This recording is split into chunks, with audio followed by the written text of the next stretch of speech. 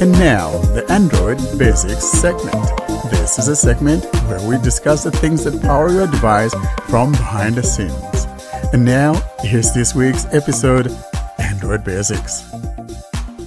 Let's chug along now as we move on to the Android Basics. And today we're talking about the TalkBack 16.1 that dropped. Some of you have received it, some of you haven't. As always, as is the case, sometimes some people get it and some people don't get it on time. It may even take a week or maybe more than a week. I know sometimes it takes a little bit longer than necessary than we want it to be, but this is a rollout because they want to make sure that those of you that get it, it's working right, and if there's something wrong, then it could be pulled. So be patient, and if you're that impatient, you can always go download the APK from APK Mirror, something that I don't recommend, nor do I advocate for.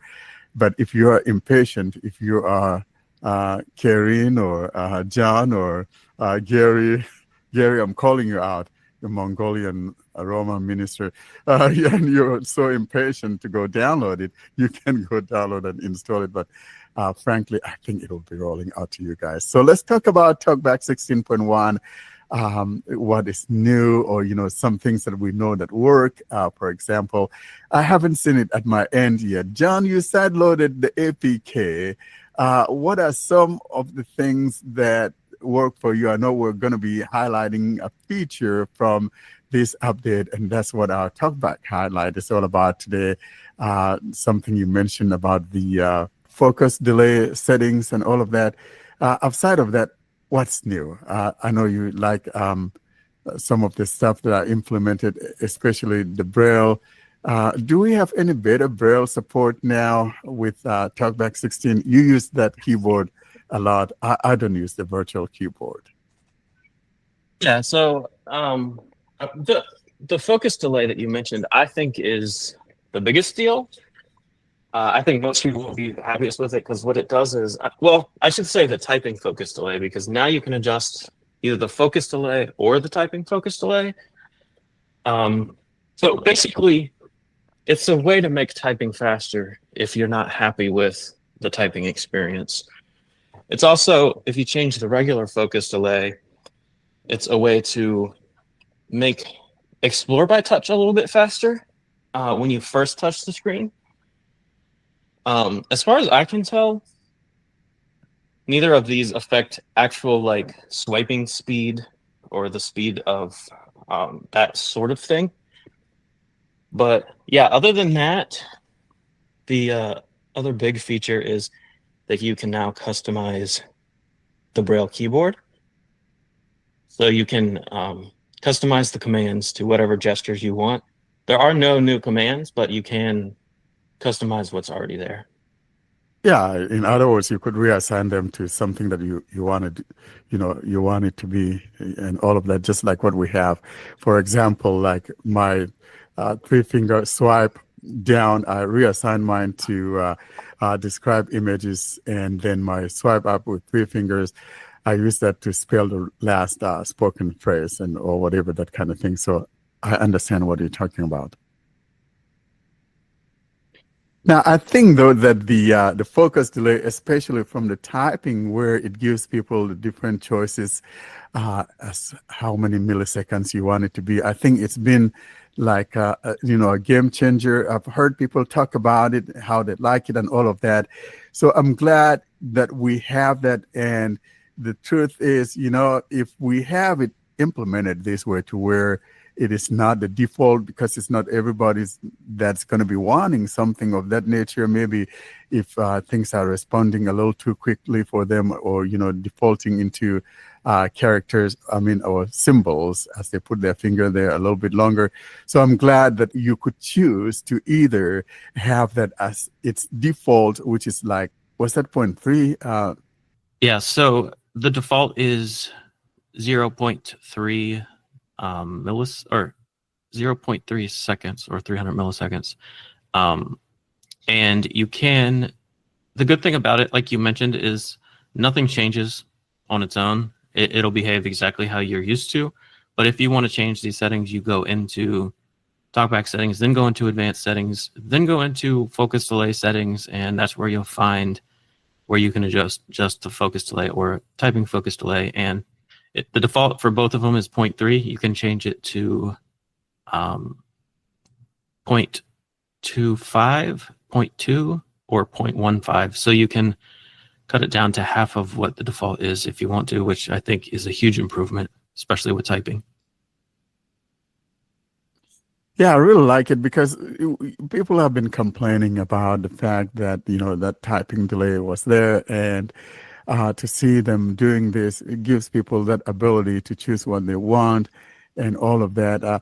Sally, what do you think about these changes? You think we're going the right direction where people want us to be, because you got the options, whether you want to stay the way it used to be or you want to change it to something else that you think is a little bit faster for you? Well, for me, change is not always good, so I don't know.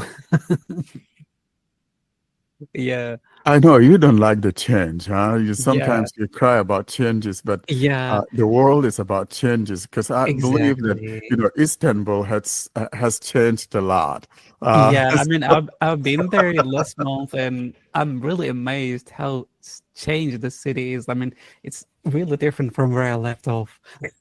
Yeah. So, when we have changes in TalkBack, so also it's a good thing to see those changes. Exactly. I mean, yeah, it's a good one. But when TalkBack is concerned, of course, and it's my primary screen reader since February, and I'm not looking back, and I'm appreciating every changes though. Yeah, and most especially when you have three options to choose from. I Yeah, think and you don't. that's really good. Yeah, the good thing is this time they're not making the decision for you. If you want to change it, you can go change it. But the reason we're in this situation where people don't like the typing experience is because, and this is going way back, TalkBack and Gboard used to only be lift to type, and then somebody at some point said they wanted to be able to double tap keys, and that's a change they made for us without letting us opt into it. And ever since then, typing has been very frustrating, for a lot of people. And the good thing is now that you can adjust the focus delay, you can make the delay so low that you literally can't double tap, which kind of brings back, in a way, how Gboard originally behaved. Well, I don't know if it's originally, but a long time ago, how it used to behave with only lift to type. So, and I should point out that these the focus delay for typing only affects whatever keys on the keyboard are lift to type. So if in the settings you have everything set to lift to type, then it will affect all of those keys. If you have it still on the default where only the letter keys are lift to type, then this only affects the letter keys. And of course, if you have it set for nothing to be lift to type, then this setting won't have any effect on you. You'll still have to double tap everything. It's interesting you mentioned that lift to type, because I remember it became really frustrating for people because there was no option and all of that. So, yeah, sometimes we ask for things and then it gets implemented and there's no toggle. And, I'm all for all the changes, for all the great changes, but the great changes usually should have a toggle, because you have folks like Sally who doesn't want Istanbul to change. So, leave that default. If I want to be in the good old default, or if I want that, I think that's a good thing to do, because you are satisfying all the parties. No one is being left out in the cold, so to speak. And so to make these changes with these certain options in there, I think for me it's a win-win situation, because it satisfies everyone involved. Karen girl, how about you? You like changes, new boyfriends, stuff like that, but TalkBack especially. Yeah, I like changes, of course. And I'm talking about TalkBack and about the screen reader in general, not Not the about first anything one. else. Yeah, Okay, not about that's anything fine. else.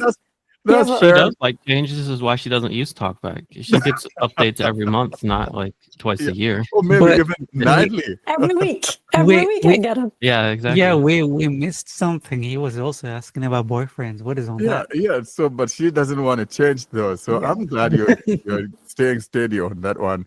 Kudos to you, my dear. Okay. And I will be take you to forever. TalkBack.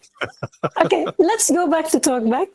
And well, actually, I like what they implemented with respect to the focus delay thing, and that they didn't try to decide on behalf of people. Now, actually, they are starting to become like aware of this reality, which is people have the right to make the screen reader behave like they want it to be, not like what Google wants us to use it. So I have noticed that they have or recently when they are implementing new features, they are usually making them as toggles, and they are giving you the ability to choose, which is good. And well, I tried the new TalkBack.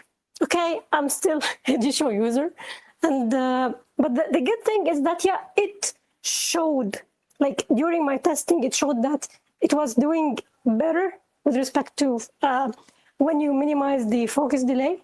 It's working, like it's now faster to interact and to start speaking when you put your finger on the screen, when you're exploring the screen, which is good.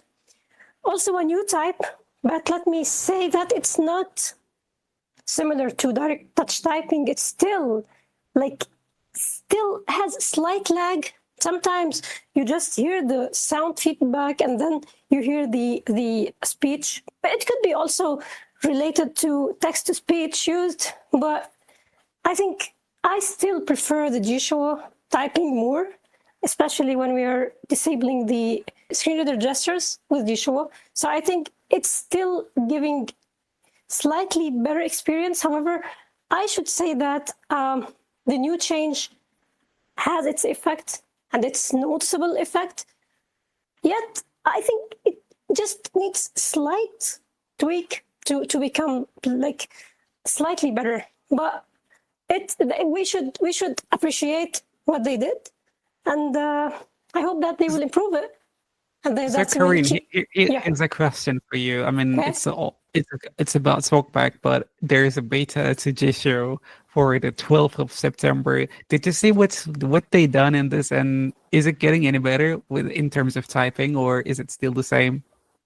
So before that, we had the screen reader gesture suspension function, which helped a lot when typing because we are able to type faster because G-Show doesn't try to interpret our touches and to see if we want to double tap or what we want to do. So this makes typing much better. So what happened in the not actually the most recent beta, maybe the 3 betas before it, but it was like improved with the last beta, is that now you can enable gesture suspension whenever the keyboard is shown. So when you are focusing the keyboard, it suspends gestures, and then you can type. And when the keyboard is hidden, you can actually the gestures are resumed automatically. So this is great. However, it still has some issues. Like what should happen is that when you are focusing something else on the screen, gestures should be coming back. However, it doesn't work all the time. Sometimes you are just focusing something else on the screen and gestures aren't back until you hide the keyboard completely. However, he is just trying to refine it. Before it wasn't at all working well. Now it's working better. But you should try your luck and see if it works or not as you want it to be. For now, until now, I'm just using the manual suspension and resumption of the feature because of the problems that I mentioned, and because if you try to type emojis, because you have to double tap, it's not working. So even if you double tap the place where the emoji is located and you try to tap it, it doesn't work. So you have to use a gesture to click a volume key press, or to use the voice assistant, which is not actually the best thing to do because it takes time. So, but actually, I hope that TalkBack implements something related to that touch typing in the future. But yeah, going back to your question, yeah, this makes typing better, assuming that it works for you as it should. A couple of other things that are new is, I don't know the exact languages. Hopefully, Warren will put that in the show notes to the Accessible Android article with all the details. But now you can use the screen description and follow-up questions with more languages if you're doing image descriptions there. And what else was that? Oh, there was a new talk. Go ahead. I can count the languages, but do I really need to? There are more than like 40 languages listed. So okay, cool. Yeah. And then they've implemented some new TalkBack message for sighted people who accidentally turn on TalkBack. It gives them a chance. Excuse me, John. Yeah. Just because you were talking about the describe screen feature and the image description, there is a change which is good actually. They moved the thumbs up and thumbs down to the actions, so you don't have to deal with them, to navigate to them whenever you're trying to read the responses. So now you can just use actions, focus the message, and use actions to report if the response is good or bad. Yeah, I do love this change. Those were so annoying. Like when I just wanted to get to the text, like I'd have to swipe like 3 times just to get to the text or a follow-up question or something. So that's much better. You know, I really like that feature you just mentioned, the swiping up or down, to get whether, the response, because the previous thing was that those things were buttons, right? Actual buttons. And like you indicated, John, it took maybe a couple of swipes or 3 swipes. They get in the way. And how often do you actually use them? Yeah. Exactly. Not often. I don't remember the last time I say good response or bad response. I'm after what that description says. And so I know I'm supposed to give them thumbs up or thumbs down, but most oftentimes, I don't think a lot of people do that. But so those things were actually in the way. I'm glad that they have implemented to where you just swipe using the actions to get to what you need to say if you want to give that feedback. And then another feature they've added that is not for us is a message that will display when TalkBack first turns on to let a sighted person know how to turn off TalkBack. And now you can, if you just hold, it tells them if they hold 2 fingers on the screen for 5 seconds, it will turn off TalkBack, either 3 seconds or 5 seconds, I don't remember. But it does work. And of course, you could turn this off in the settings if you don't want it on. I don't know. I've never gotten, like, there's yet to be a phone that comes with TalkBack 16.1. So I haven't really seen this like in actual action, because even for me, like when I updated to it and it was technically turned on, I didn't see the message unless I went into the settings, turned the settings off, and then turned the setting back on. So hopefully it's working as intended, but the good thing is you can turn it off. So as long as you can turn it off, I'm fine with them adding this. But the shortcut is working because I tried it and it's working well. Yeah, it is working. But you had to manually turn on the switch in settings, right? And then the message popped up, and then you could turn off TalkBack. Yes, it was off by default, I think, yeah. Yeah, so it does work if you go and manually turn it on. I just, like I said, it's not been pre-installed on anything, so it'll be a while before it's turned on by default. But the point is, you can go in and turn it off if it's something that bothers you. Yeah, because there are some sighted people that accidentally have turned on TalkBack and have no way of knowing how to go about turning it off. And so it makes sense to have something like this for people who now and then would kind of do something silly, and then they wound up getting stuck with TalkBack. And that's why we have a bad rating on TalkBack, or from people who are even advocating that TalkBack should be removed from Android. So you sighted people, if you're listening to us, please, this is not intended for you. It's for us, those of us who are blind. This is the only way we can interact with the phone. And if we don't have a screen reader, then we're dead in water. So I'm glad that Google is thinking about doing this, because this will help those guys to know how to turn it off if you do something silly. Don't want to say the other S word, but you know what I mean. Yeah, but the thing is not not all people are going to their settings and enabling TalkBack. Yeah, there could be people who are doing this, but actually some phone manufacturers, actually I didn't see it other than in Huawei phones. I think that maybe Huawei was the only one doing this, but the shortcut to enable accessibility is on by default, and it's set to TalkBack. So and it's not like Samsung, so you just, I think for 2 seconds or something like that, maybe less, and then it turns on TalkBack. So I don't know why people sometimes just press the 2 volume buttons together and keep them pressed for like this time, short time. Like forever, yeah. No, actually, it's not like Samsung. It was I'm really just shorter. kidding. Yeah. So I know several people who just turned TalkBack on and they were stuck and unable to know what was happening. I Actually, think what it is I don't know if Huawei does this or not, but I know it's like this. I think it's like this on a Pixel. A lot of phones, what they do with the volume rocker is they just have it look like one button, like it's one solid piece of metal or whatever. And a lot of people think like they might think they're pressing like the power button to turn off the phone, but really they're pressing both volume buttons, because it's not like 2 distinct buttons. It's just one button on the phone. So I think that might be why people do this accidentally so often. yeah, but they're already along buttons, so you don't have to. I mean, it's not something that I think that I might do. I don't know.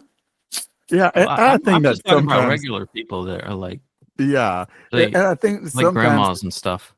probably Actually, maybe. the people were not grandmas and stuff. They were just Yeah, no, I young don't think men they're and women. grandmas So. either. No, I think that sometimes maybe It could be grandmas in if spirit. it is maybe if someone presses it against something, maybe it's in your pocket, or maybe a tight jeans or whatever. Maybe if that hits against something, it may activate TalkBack. I don't know. I'm just kind of trying to justify or figure a way how people are enabling this, unknowingly, and getting themselves stuck with something that didn't intend to do. But yeah, I don't think grandmas would even do that necessarily. Karina, I'm with you. I don't think grandma is going to be doing that. Grandmas You don't think are your better. grandma would accidentally press the volume rocker thinking it's the power button grandma's, to try to grandma's turn not off their phone? stupid. No, I think grandma knows better than that. I think it's Okay. the young heads that are doing that nonsense, and they go about on the Play Store wanting to remove, asking for TalkBack to be removed. So young people, don't do silly. All right. I think I should mention that in the What's New, when it was first released, now this has been corrected since then because I've double checked. It's not there anymore, but there was a mention of a double tap with 2-finger gesture starting and stopping voice typing if you are running the latest version of Gboard. Of course, that's not working. And many people pointed out that this wasn't working. And then mysteriously, a few days later, it was removed from the What's New section. So I think it's safe to assume that Google is at least trying to get this thing working. So that's good news, but it's definitely not part of TalkBack 16.1. So if you see any mention of it, that's why there was a little bit of confusion there. Yeah, so people have been wanting the double tap with 2 fingers to start and end voice dictation and all of that. So it will be a nice thing when we finally see it working, right? But as you indicated, that is no longer part of what is new. And so we're looking forward to when that gets corrected, and then we'll be celebrating about it. And a couple of new additions I noticed, which I'm not a fan of either of them, to be honest, but I did notice them, is now if you select a large chunk of text, instead of reading out the entirety of it, it'll tell you how many characters it was, and tell you the beginning part of it and the end part of it. So less verbose there. And then the other thing I noticed is that if you are using Google TTS, which a lot of TalkBack features these days require Google TTS, at least verbosity settings. If you're using Google TTS, it will now say emoji after an emoji. So for example, if there's a thumbs up emoji, it will actually say thumbs up emoji instead of thumbs up, which I'm not a fan of this either, but it's there. And, John, that's a good observation, because this is one of those things that we were talking about, when things get implemented without sometimes it's from people who say we want it this way, most especially people who are complaining about, the selection is too verbose. I copy something, I don't want the whole thing read. And so, well, you got to find a way to kind of mitigate that problem, then so they decided to do what they did. And I don't think that I necessarily blame them. Some of these things come from us. We don't want this, but then it would have been nice if there was a toggle to say, no, I want to hear the whole thing. You know what I mean? Don't think anything should be changed without giving us the option to either go with the change or not. Because, and I'll tell you why it bothers me, because I type in the Braille keyboard, and they've already done this to me once. So in the Braille keyboard, when you're typing and you finish typing, what used to happen is when you would go to the beginning of the field, it would read all of the text from where the cursor was to where you moved the cursor. So it would read the entirety of the text. And people said, this is too verbose. And I was actually using that as a way to review everything I typed before I send it. And it makes sense to me, yeah. And now it just says beginning of field. And so I was like, so now my workaround is to select all and then just listen to what it says and be very careful not to touch the screen, because I will delete if I accidentally put in a character. Delete the whole thing. Delete everything. But at least I had a way to like have it read everything back to me. And now I don't even have that anymore. So I have to back out. If I want to proofread it, I have to back out of the Braille keyboard, put the regular keyboard edit box back in focus. Yeah. And then have it read to me. So it's like, these were never like actual features that were supposed to behave, but I was depending on it reading the entire thing, to help me review my text. And now I can't do that. And then this is kind of funny, but the reason the emoji thing bothers me is because when I'm using voice typing and I say, like, for example, I say thumbs up emoji, then when it reads it back to me and it only says thumbs up, then I know it is an emoji because it didn't say emoji. Because before, if it would say emoji, it would have literally put in the text thumbs up emoji. And then I would know, it for whatever reason, it didn't put in the emoji because it's saying emoji. So that means the actual text emoji is there. But now I don't know now if I've done the dictation, whether it's an emoji or if it put the text in. But I mean, I guess it is a good feature. I just wish we had an option of how we wanted it to indicate. Like, I'd rather have a sound effect letting me know it's an emoji, or just say it in a higher pitch to let me know it's an emoji rather than the actual word emoji. I think that would have been a better solution, but we don't have any setting to change anything. That's just how it is now. Like I said, if you're using Google TTS.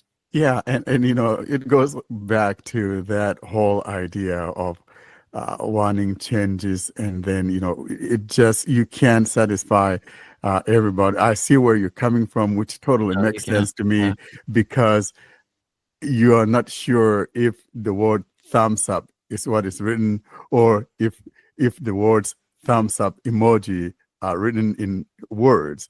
So it's a very tricky thing to do. And I think maybe if that would be associated with a sound, maybe thumbs up and followed by a little sound, or sound before saying thumbs up, or, and then there's no need for emoji. But then, if you're someone like me who doesn't use sounds, then, it doesn't matter anything. So it's really hard. I sometimes feel sorry for the people that are developing, because you got different opposing views of how things ought to be, and it's really hard to come down in the middle. Well, actually, I prefer the one that they did regarding the selection.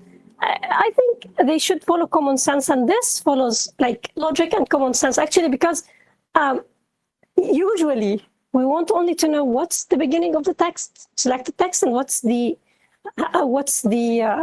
end of this text. So because John is having this very specific use case, this doesn't mean that this feature is not, it shouldn't be implemented like this. I mean, for me, it's the best implementation that they came with TalkBack 16.1. But regarding the emojis, I don't care if they say emoji, if it says emoji or not. Anyway, it's just a Google TTS thing, and I don't use Google TTS. And if I use it with Auto TTS. So actually, I won't be getting it anyway. But actually, I already stated my opinion on accessible Android this week. But what they are doing with this is not something good. They are just making all changes related to pronunciations and announcements works with Google TTS only.